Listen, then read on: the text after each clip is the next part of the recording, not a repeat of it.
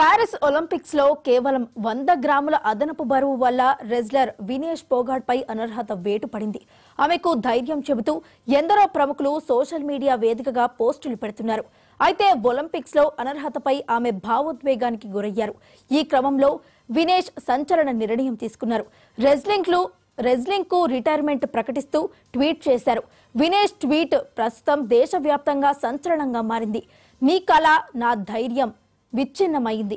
నాకింకా పోరాడే బలం లేదు. నాపై కుస్తీ గెలిచింది. నేను ఓడిపోయాను. నన్ను క్షమించండి. మీకెప్పటికీ రుణపడి ఉంటాను అంటూ రెజ్లింగ్ కు వీడ్కోలు చెబుతూ వినేష్ సంచలన ట్వీట్ చేశారు.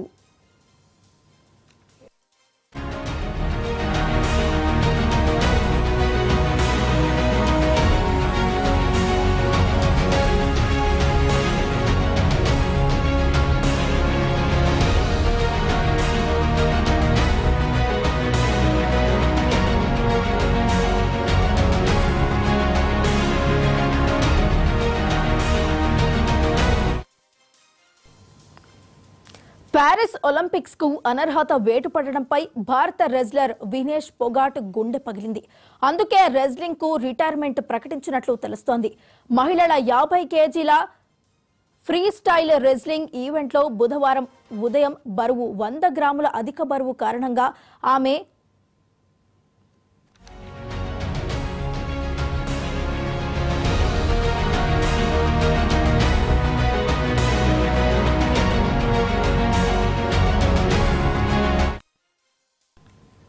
పారిస్ ఒలింపిక్స్ కు అనర్హత వేటు పడడంపై భారత రెజ్లింగ్ వినేష్ పోగాట్ గుండె పగిలింది.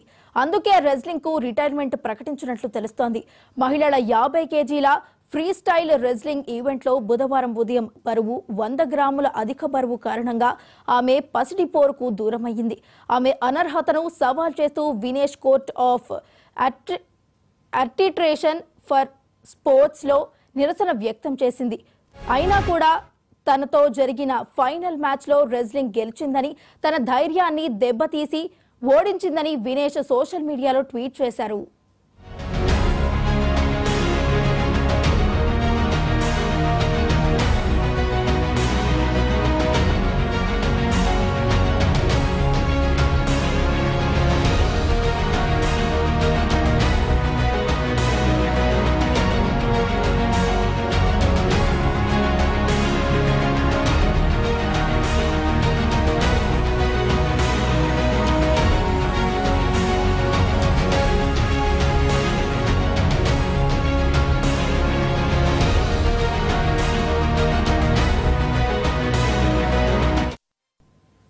పారిస్ ఒలింపిక్స్ లో కేవలం 100 గ్రాముల అదనపు బరువు వల్ల రెజ్లింగ్ వినేష్ పోగాట్ పై అనర్హత వేటు పడింది. ఆమెకు ధైర్యం చెబుతూ ఎందరో ప్రముఖులు సోషల్ మీడియా వేదికగా పోస్టు పెడుతున్నారు. అయితే ఒలింపిక్స్ లో అనర్హతపై ఆమె భావోద్వేగానికి గురయ్యారు. ఈ క్రమంలో వినేష్ సంచలన నిర్ణయం తీసుకున్నారు. రెజ్లింగ్ కు రిటైర్మెంట్ ప్రకటిస్తూ ట్వీట్ చేశారు. వినేష్ ట్వీట్ ప్రస్తుతం దేశవ్యాప్తంగా సంచలనంగా మారింది. మీ కళ నా ధైర్యం విచ్ఛిన్నమైంది. నాకింకా పోరాడే బలం లేదు. నాపై కుస్తీ గెలిచింది. నేను ఓడిపోయాను. నన్ను క్షమించండి. మీకెప్పుడు రుణపడి ఉంటాను అంటూ రెజ్లింగ్ కు వీడ్కోలు చెబుతూ వినేష్ సంచలన ట్వీట్ చేశారు.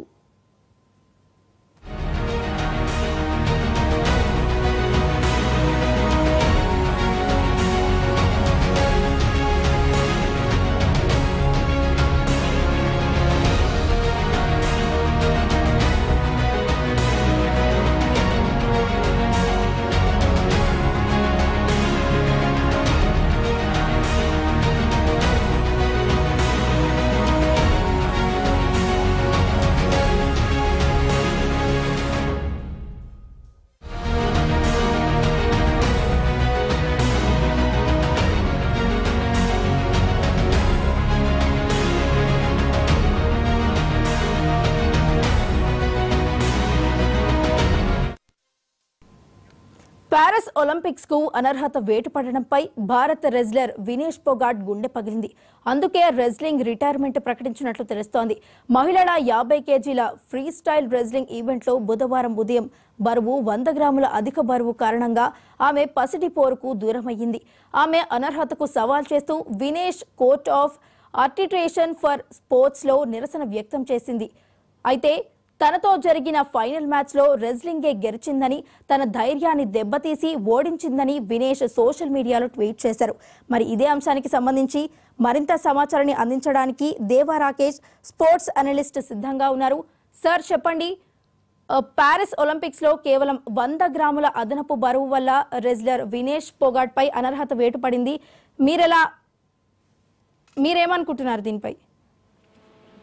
It's very simple Vaishnavi. Generally rules ఉన్నాయి కాబట్టి రూల్స్ కి లోబడి వెయిట్ ఉండాల్సిందే. 50 kgs ఫ్రీ స్టైల్ విభాగంలో తను పార్టిసిపేట్ చేసింది కాబట్టి ఎప్పుడైతే మనం 100 grams ఆఫ్ వెయిట్ ఎక్కువ అని మాట్లాడుతున్నాం.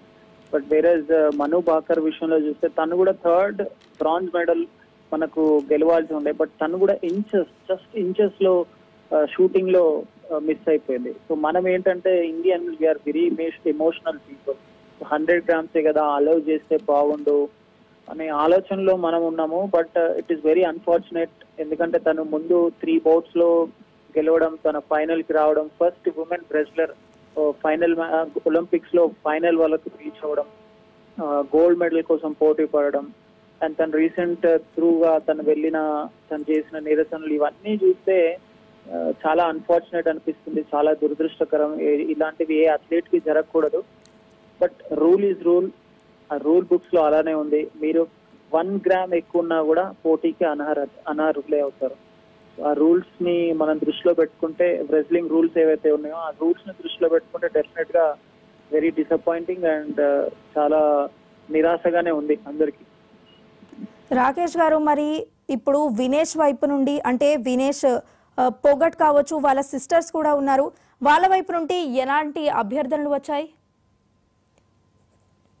అంటే ఏం లేవు. ఏదైనా మీరు ఆ బౌట్ లో ఉన్నప్పుడు రెఫరీ ఏదైనా మీకు ఎగెనిస్ట్ గా డెసిషన్స్ తీసుకుంటే మీరు దాన్ని ఒలింపిక్ అసోసియేషన్ కి రేజ్ చేయొచ్చు. ఇందాక మీరు అన్నట్టు కోర్ట్ ఆఫ్ ఆర్బిటరీలో అయితే తను వినేష్ పోగట్ ఒక అభ్యర్థన పెట్టుకుంది. ఏంటంటే సెమీఫైనల్ మెడల్ నేను ఎలానో ఫైనల్ కి రీచ్ అయ్యాను కాబట్టి ఎవరైతే నా పైన ఓడిపోయారో తను ఇప్పుడు నా ప్లేస్ లో తను క్వాలిఫై అయ్యారు కాబట్టి మా ఇద్దరికి కలిపి ఒక సిల్వర్ మెడల్ అయినా ఇవ్వండి అని తను కోర్ట్ ఆఫ్ ఆర్బిటరీలో ఒక అభ్యర్థన అయితే పెట్టుకుంది.